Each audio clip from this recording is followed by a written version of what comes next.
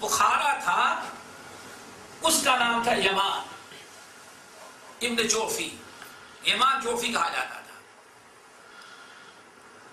مغیرہ رحمت اللہ علیہ کھیتی باڑی کسان کے بیٹے تو تھے ہی، وہاں سے آئے، اسلام قبول کیا، تو اسلام قبول کیا تھا حاکم بخارا کے ہاتھوں پر۔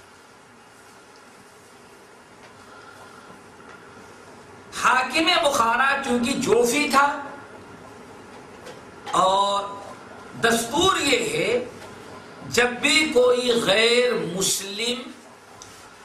مسلمان ہوگا تو جس کے ہاتھ پر مسلمان ہوگا، اگر اسے اپنی کوئی نسبت جوڑتی ہے تو اس کی نسبت جوڑتا تھا، جس کو کہا جاتا ولا۔ کیا؟ ایک ہے نسب اور دوسرا نسب نہیں ہے بلکہ کیا ہے؟ ولا۔ اسی لیے امام بخاری رحمت اللہ علیہ کے خاندان کو اب پرانے شرکیہ خاندان کی طرح منسوب کرنے کے بجائے کدھر کہہ دیا جاتا ہے؟ جوفی، محمد ابن اسماعیل ابن ابراہیم ابن مغیرہ الجوفی۔ حاکم بخارا نے جب دیکھا کہ یہ اسلام لانے کے لیے ہمارے ہاں چل کر کے ہمارے ہاتھ اور بیٹے اسلام کر رہا ہے، تو بخارا ہی میں اس نے ان کو آباد کیا اور مغیرہ وہیں رہنے لگے، اور یہ شہر بخارا کے ایک باشندے بن گئے۔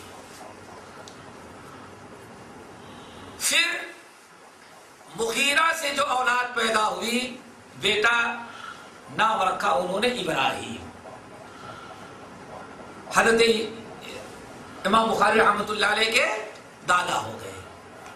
پھر ابراہیم سے بیٹا پیدا ہوا تو اللہ، دیکھو ترتیب دیکھو، اور انبیاء اللہ تعالیٰ جب کسی کو بہت بڑا بنانا چاہتا ہے تو بہت پہلے سے اس کا عجیب و غریب انتظام کرتا ہے۔ تو دیکھو ابراہیم کے بیٹا پیدا ہوا تو نام رکھا اسماعیل، اور اسماعیل کے بیٹا پیدا ہوا تو نام رکھا محمد، جو آگے چل کر کے بخاری بنے۔ دو بھائی تھے، محمد اور احمد۔ تو یہ امام بخاری رحمۃ اللہ علیہ کا نسب ہے۔ امام بخاری رحمۃ اللہ علیہ کے والد جو تھے اسماعیل، یہ اپنے وقت کے بہت بڑے محدث تھے۔ یہ بڑے علماء جو امت میں گزرے ہیں، لوگ ایسا بہت کم ہوتا ہے کہ باپ بھی اعلیٰ درجے کا ہو اور بیٹا بھی، ایک تو بہت مل جائیں گے، بیٹا بہت بڑا عالم لیکن باپ تھا لیکن اتنا نہیں، اور کبھی بیٹا بہت بڑا عالم رہا لیکن اولاد پیدا ہوئی عالم تو بنی، یہ تو بنی نہیں، اور بنی تو اس لائق نہ بنے، باپ کے صحیح وارث نہ بن سکے۔ لیکن امام بخاری رحمۃ اللہ علیہ کے فضائل میں اور ان کی خصوصیات میں یہ نقل کیا جاتا ہے کہ امام بخاری رحمۃ اللہ علیہ کے والد جو اسماعیل رحمۃ اللہ علیہ تھے، وقت کے بڑے محدث اور امام مالک کے خاص شاگرد تھے۔ امام مالک کے خاص شاگرد تھے۔ حضرت اسحاق بن راہویہ، محمد وغیرہ کے ساتھ بیٹھنے والے ہی تھے۔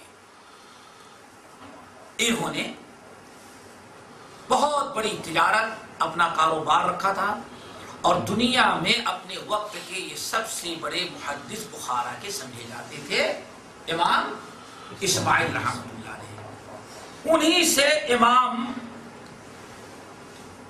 بخاری رحمۃ اللہ علیہ پیدا ہوئے، اور انہوں نے اپنے بیٹے کا نام رکھا محمد، نہیں بخاری۔ یہ بڑی عجیب سی چیز ہے، ہم لوگوں کے ہاں امام تو بہت پہچانتے لیکن اماموں کا نام نہیں جانتے۔ ابھی پوچھا جائے تو میں سمجھتا ہوں 80% شاید امام ابو حنیفہ کا نام نہیں بتا سکیں گے۔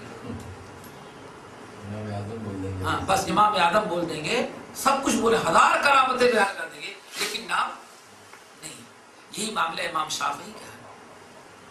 امام شافعی کے نام کیا ہے وہ ذرا سا بہت ہی مشکل سے لوگ ہاں محمد ابن ادریس۔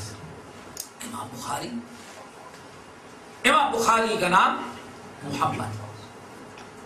امام بخاری رحمت اللہ علیہ کے بارے میں آتا ہے کہ ان کی ماں نے ان کی بڑی خاص تربیت رکھی کی تھی، چونکہ بچپنے ہی میں والد کا انتقال ہو گیا.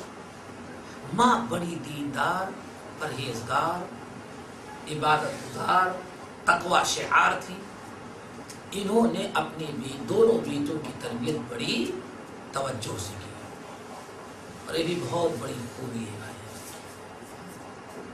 اگر غور کیا جائے تو دنیا کے اندر جتنے باکمال لوگ گزرے ہوئے ہیں، کہیں نہ کہیں پیچھے اسے ان کے پیچھے جو کرم فرمائی ہوتی ہے کسی نہ کسی نیک عورت کی کرم فرمائی ہوتی ہے. امام بخاری رحمۃ اللہ علیہ کی بڑی اچھی تربیت تھی. کہا یہ جاتا ہے کہ امام بخاری رحمۃ اللہ علیہ پیدا ہونے کے بعد بچپنے ہی میں ان کی بینائی ختم ہو گئی تھی، بالکل نظر نہیں آتا تھا. لیکن ماں بڑی دوڑ دھوپ کی علاج معالجہ، بڑے بڑے حکیم ڈاکٹر کے پاس گئی، لیکن سب نے جواب دے دیا کہ بینائی واپس آنے کا کوئی چانس نہیں ہے. لیکن انہوں نے اللہ تعالیٰ سے دعا مانگنا نہیں چھوڑا. یہی خاص ایک نیک عورت کا ہی مقام ہے. دنیا نے مایوس کیا ہے لیکن ابھی ماں مایوس نہیں ہے. وہ برابر دعا مانگتی، روتی، گڑگڑاتی، اور فکر رہتی کہ اللہ تعالیٰ میں جب تک ہوں اپنے بچے کی حفاظت کر لے لوں، میرے بعد میں مر جاؤں اس اندھے بچے کی کون دیکھ بھال کرے گا. بہت روتی تھی، بڑی دعائیں مانگتی تھیں. تو خود کہتی ہیں کہ ایک دن میں سوئی ہوئی تھی تو میں خواب کے اندر دیکھتی کیا ہوں کہ ابراہیم خلیل اللہ ہمارے سامنے کھڑے ہیں اور کہتے ہیں کہ اے محمد کی ماں یعنی بخاری کی ماں، تم نے بڑی دعائیں مانگی اور تم نے بہت اللہ تعالیٰ سے عاجزی انکساری کی. اللہ تعالیٰ نے بچے کے حق میں تمہاری دعا کو قبول کر لیا ہے. امام بخاری رحمۃ اللہ علیہ کی ماں کہتی ہیں جس رات میں نے خواب دیکھا تھا صبح اٹھے تو کہتے ہیں واقعی ہم نے اپنے بچے کو بینا پایا.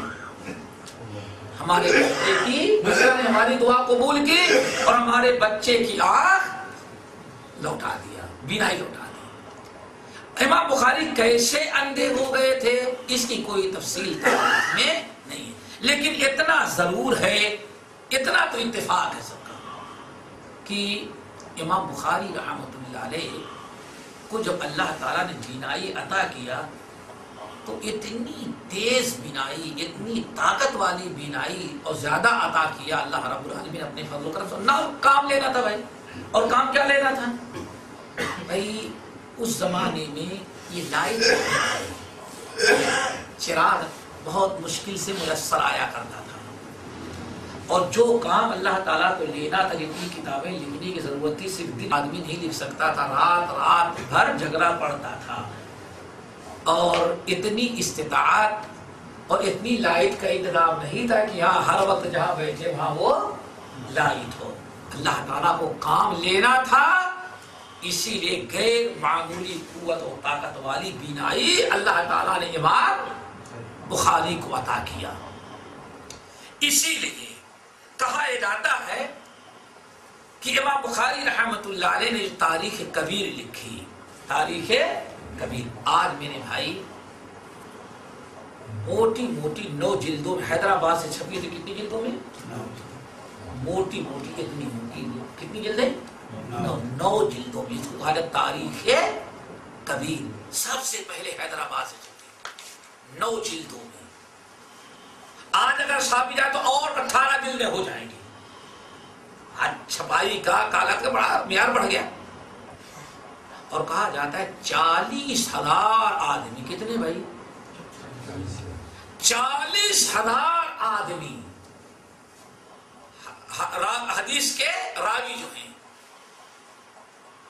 حدیث کے جو سند میں راوی آتے ہیں، کتنے؟ 40,000 لوگ راویوں کا تذکرہ. کتنا؟